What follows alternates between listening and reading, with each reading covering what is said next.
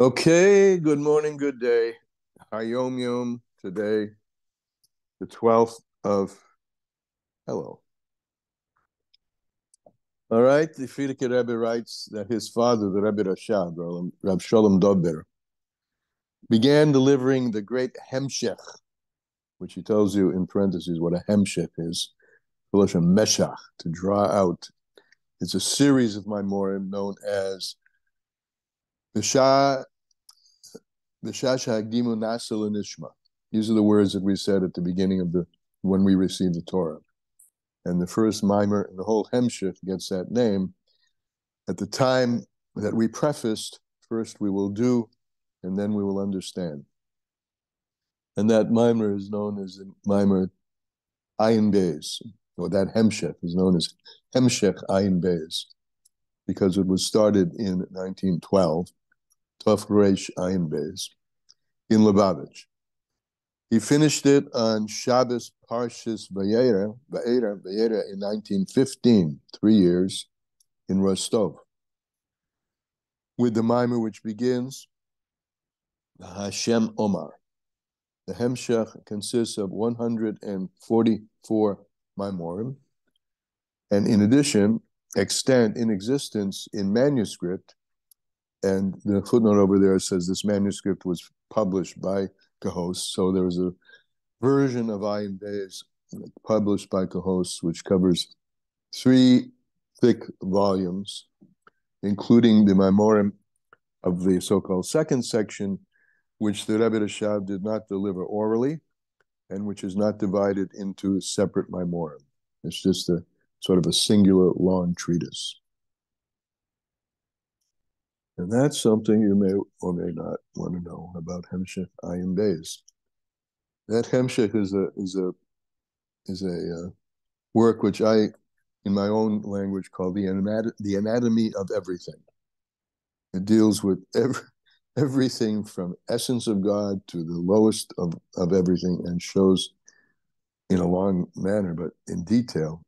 It's a very like minutiae of anatomy of the entire realm of being, from God himself at his most private self to his most low manifestation or bottom manifestation in the world of Asiya.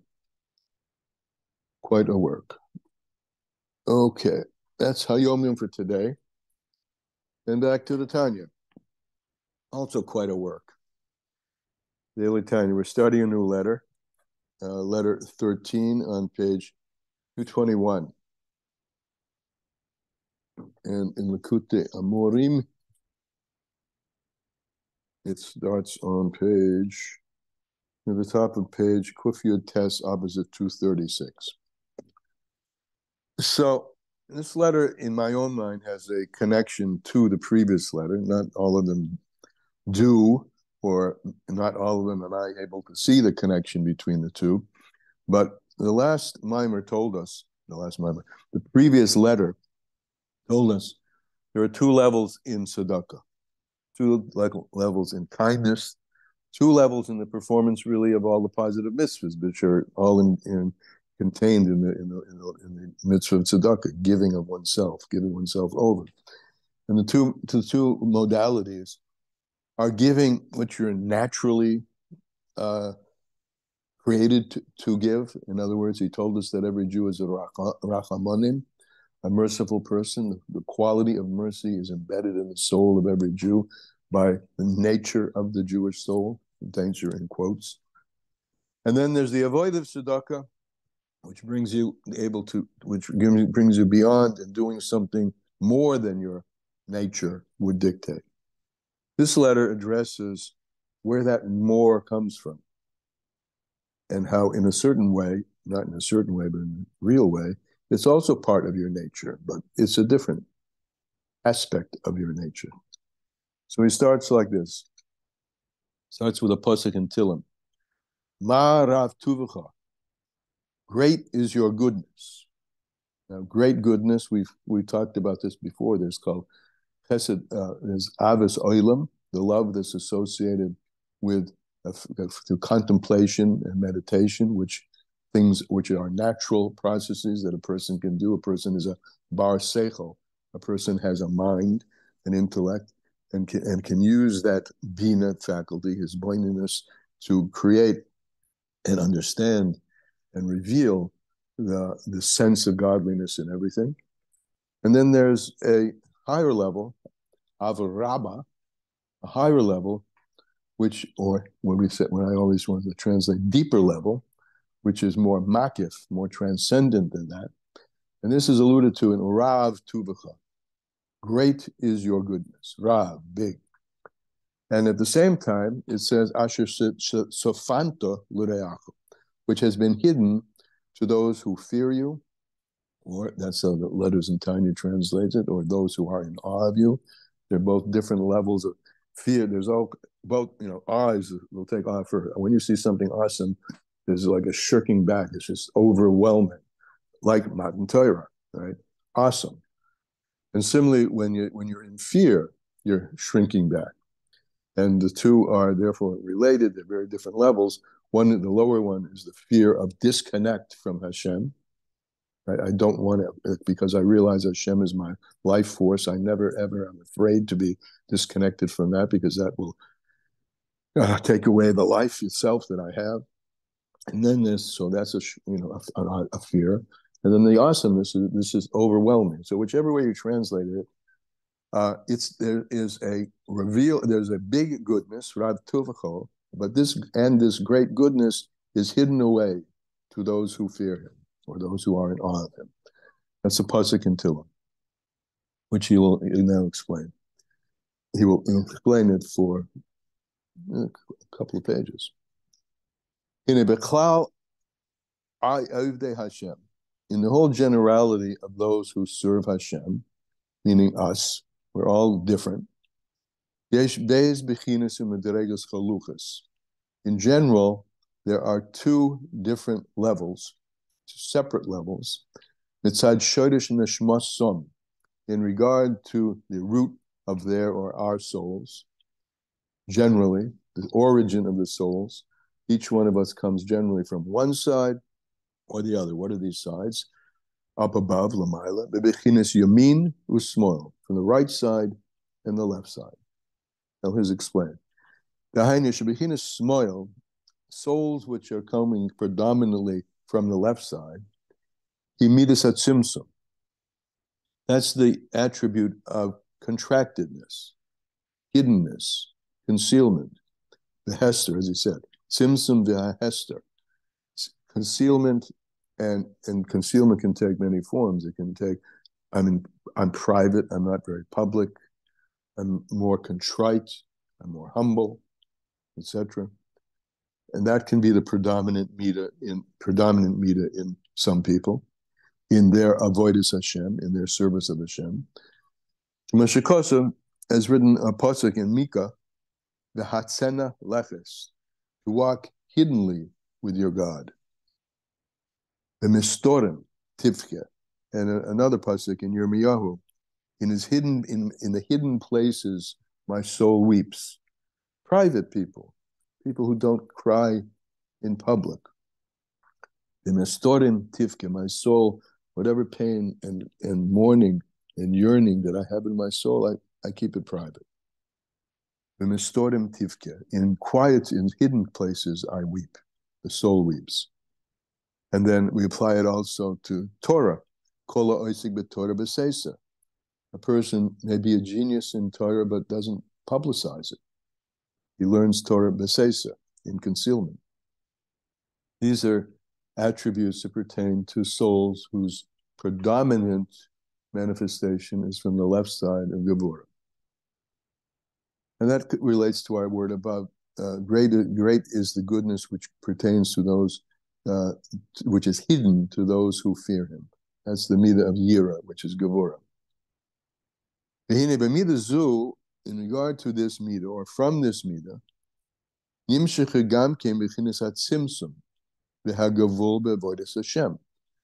from this midah of Gevurah, and he's going to tell us soon that all of us have a inter-inclusion of all these midas. It's just which is more predominant. But from looking at the predominance of the left side, that's what's drawn down or materializes, actualizes in the Bechina of Tzimtzum. Limiting, and as pertains to the first aspect of tzedakah that we talked about before, masa tzedakah, that which is built into you in a measured way to give tzedakah. Tzimtzum, limitedness. The hagavur, boundedness. The avoidance of Hashem in one's service of Hashem. As he says, kamei b'tzedakah, just like tzedakah. Lihyes nidun b'hasegi yad.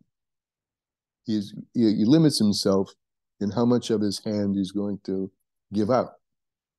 The umavazvaz lo yavuzvu yoyse mechaimish, and in fact, he's supported in this by a din in the Torah, which says, if you want to, the word mavazvaz means to squander, but if you want to just give away freely, al yavazvaz yoyse mechaimish, there's a limit to that also prescribed. As this, we had this in the earlier section about the tzedakah, that the Torah itself prescribes a tenth being the norm, a fifth being mitzvah min hamuvchar, a better way of doing it.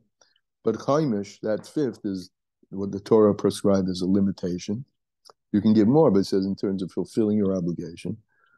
So the Torah itself has a side of gavura. In fact, we've learned that there's an expression when Hashem gave the Torah, it said, Mipi ha-gavura yid. It was given from the mouth of the gavura, of the strong one, because the Torah was itself an example of the giving of the Torah is an example of taking something infinite and bringing it down to a level where it can relate to finite existence. So this is gavura. And ukahai gavana, and in other cases, betalmud Torah, there are shirim, that you should, how many shirim, you should have kaviyas eating, fixed times in Torah, and also v'shar mitzvahs. And in regard to all other mitzvahs,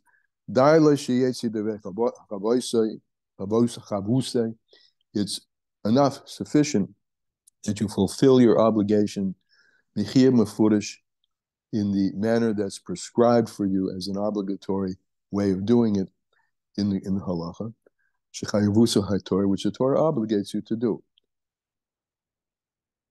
Beferish, in an explicit way, likavoya itim, to fix times for Torah, etc.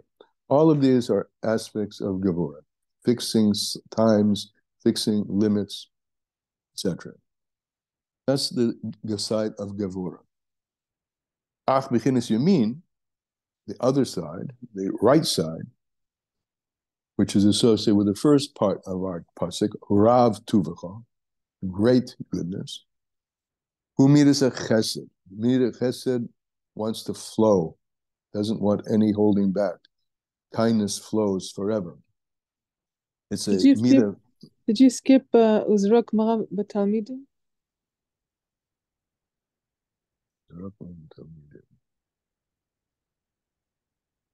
Maybe. Where? No, not yet. No, I didn't. Oh, that's coming up. That's coming up. That's 4 lines down from where I am. Oh, that's interesting, because here they have it before Ach B'chinas Yamin. Well, that's because we're going to learn later. It's out of order in the original Tanya. Oh. You'll see. There's a little parentheses down there below. Good catch. Yeah. Hold that thought. B'chinas Yamin. Now, the right side, it's interesting that they made that correction. B'chinas Yamin, the right side, he midas chesed is the attribute of kindness, v'hispashtis b'avodas Hashem, and the giving out, extending oneself in the service of Hashem. B'hisrachvus, in a wide way, bli tzumtzum v'hester klal, with no contraction, with no concealment at all. Kamashikosev, as is written a pasuk in Tillim, v'schalcha v'rachava, and walks in wideness and breadth. DTH. Umemenu nimshach. And from this is nimshach gam kema shekosov razal zroik mora b'talmidim. And on this Tanya says, is where we derive the notion of throw fear on your Talmidim. And here's Elisheva where it comes up. There's a little parenthesis. The parenthesis says, sort of, wait a minute. We have to look into this. It appears that this should have been earlier, which is where you brought it. At the end of the discussion about Yira, this little piece about throwing fear on your Talmidim belongs to Gevura, obviously, not to Chesed. Okay, but on the side of back to Chesed, V'gam bli tzimtzum. This Chesed expresses itself without any restrictions, without any contraction, V'gavul, without any boundedness, klal at all. Ve'en ma'atzer l'ruach nedevaso, and there's no holding back to the spirit of giving. Remember, this is the aspect of tzedakah, which is bli gvul, which is yoser miteva, greater than one's nature. And this applies in general, when it applies to the soul in general, it applies ben b'tzedakah, whether we're talking about tzedakah. I'm just going to recapitulate the areas we spoke about where Gevura applies, but now Chesed applies, Rav Chesed, giving without limitation, whether that's in tzedakah, then b'talmud Torah, whether that's in learning, b'shari mitzvahs and other mitzvahs. Let's say, and a person who feels this effulgence of Chesed, Rav Chesed, doesn't know any limits. Let's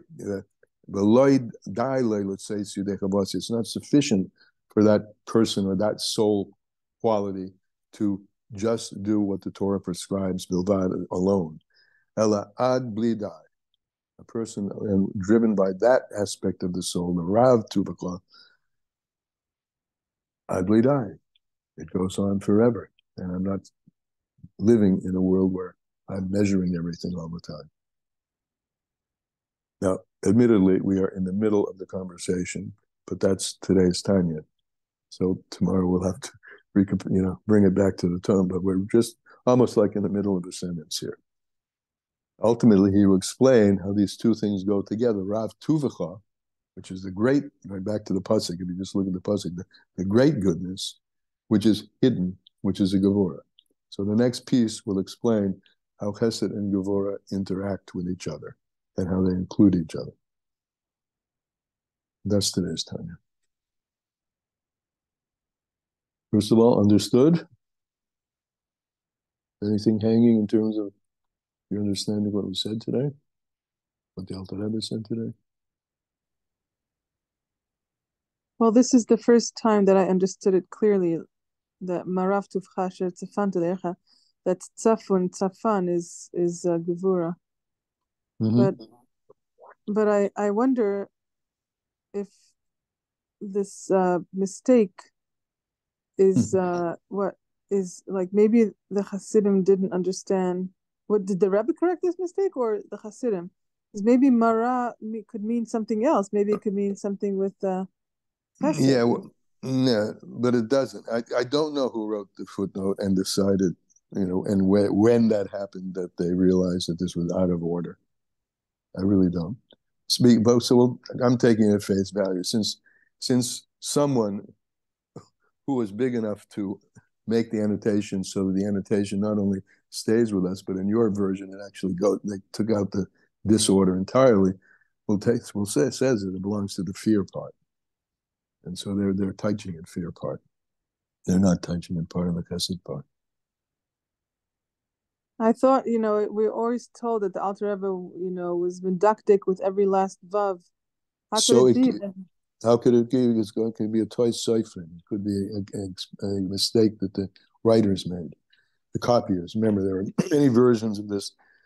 Before it became finalized, remember, I think in the beginning of the introduction of the Tanya itself, when it talked about the history of the compilation, the Alter Rebbe said these things, and then pamphlets were written, and then because of the amount of disarray and disharmony from one little pamphlet to the other, it was decided, let's put together the official compilation.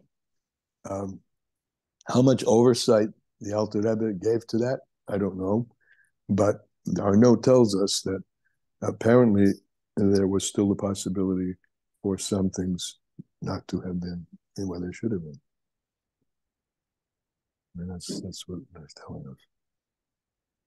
He was very medaic. I mean, I think that I don't remember the number exactly. Maybe some of you do who were here at the beginning of this. When the Alter Rebbe, after perusing what he wrote, changed a letter, he thought about what impact that a letter in a word. He thought about what impact that change would have or is having on anything else that he wrote, and he changed that also, and reviewed it some large number of thousands of times, which is why the Tanya itself is called the Torah B'Ksav, the written Torah of Chassidus, because everything in it was mediyuk. However, after he wrote it, things happened to those manuscripts. Things happened to the way he said it and wrote it in his hand. And apparently there are certain errors in what he originally intended were introduced. I just wonder if there's also a possibility that he meant something else. You could say that, but I don't see why you want to say that, since it clearly, but Mara clearly belongs bitterness. Well, not belongs to Ram, I don't know. Mara is bitterness. Belongs to Gevura. So I'm not sure why you want to say that. Okay. Maybe bitterness belongs to Chesed. I don't want to say it. I'm just thinking. I don't want to say anything. I'm just. Well, I don't. Why would you say that Mara belongs to Chesed? Because the Alter Rebbe put it there, so I would want to try to find a way to understand how it could possibly be. Okay, but we're saying maybe the Alter Rebbe didn't put it there. Right. No, I hear that possibility. Okay. Yeah. Okay. All right. Ubechein, since we have within us, as even though I'm ahead of the story, an admixture, a conglomerate, a blending of Chesed and Gevura. What does that mean in our lives? How are we going to express that?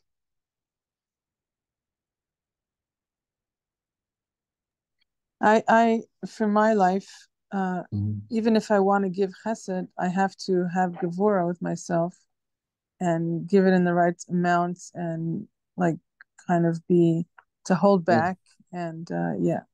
Right. Anyone else? Thank you. You're good. Anybody else? Well, I have moments of just the opposite. And I have the moments you're talking about, but I have the other moments also. That even though I have limited, I want to find some way of giving more, because people are, so much need in the world. And I pray to Hashem that He'll bless me with the more, so that I can go beyond what I have and have the more that I have to give. Amen. Okay.